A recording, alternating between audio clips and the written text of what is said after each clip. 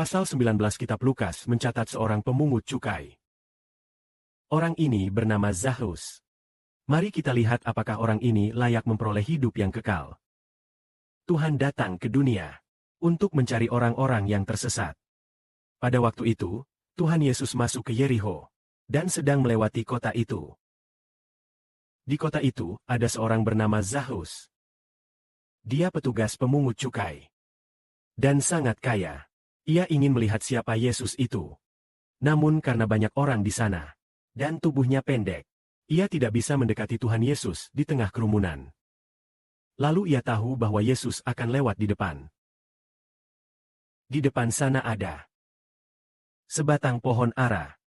Maka ia memanjat pohon ara itu, agar ketika Yesus lewat di situ, ia bisa melihat rupa Yesus.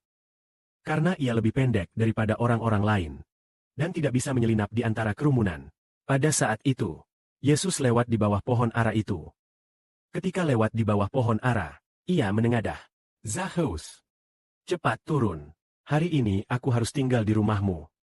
Demikian kata Tuhan. Zakheus pun segera turun dan menerima Tuhan dengan sukacita. Dengan sukacita menerima Tuhan, semua orang melihat adegan itu, mulai berbisik-bisik. Yesus malah pergi menginap di rumah seorang pendosa.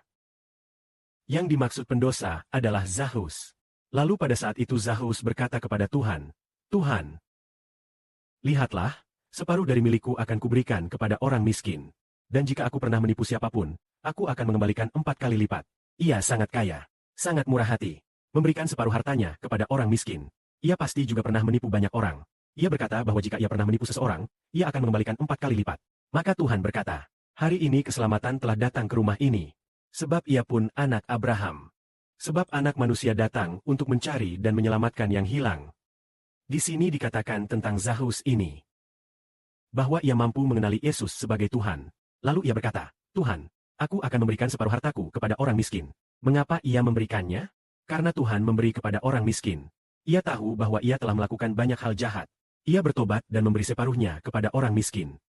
Dan kepada siapa saja ia pernah memeras, mengembalikan 4 kali lipat. Lalu Tuhan Yesus berkata, "Hari ini anugerah keselamatan telah datang ke rumah orang ini, sebab ia pun anak Abraham." Keselamatan dan anugerah datang kepada Zakheus, artinya, siapakah yang dapat memberikan keselamatan kepada manusia? Yaitu Tuhan Yesus. Apakah Tuhan Yesus mau menyelamatkan Zakheus? Ya, Tuhan Yesus bersedia menyelamatkan Zakheus. Karena itulah ia berkata, "Hari ini anugerah telah datang ke rumah ini. Ia pun anak Abraham." Maka Zakheus menerima Tuhan dengan sukacita dan berkata, "Keselamatan telah datang ke rumah ini." Lalu, untuk apa Tuhan Yesus datang ke dunia? Untuk mencari yang hilang. Yang hilang berarti mereka yang telah menjauh dari Allah. Tetap umat Allah. Demikianlah Zakheus memperoleh keselamatan. Demikian pula dalam kehidupan kita sekarang. Ada beberapa orang yang mungkin pernah berbuat jahat, seperti Zakheus. Namun jika ia mau menerima Yesus, apakah ia masih bisa diselamatkan? Masih bisa diselamatkan. Tetapi, mengapa Tuhan pergi ke rumah seorang pemungut cukai, yang pada masa itu dianggap sebagai pendosa? Karena ia ingin menyelamatkan pemungut cukai itu. Ingin menyelamatkan Zakheus. Maka, ia pergi ke rumah Zakheus. Orang-orang pada waktu itu berkata, "Aduh, dia malah pergi ke rumah orang berdosa."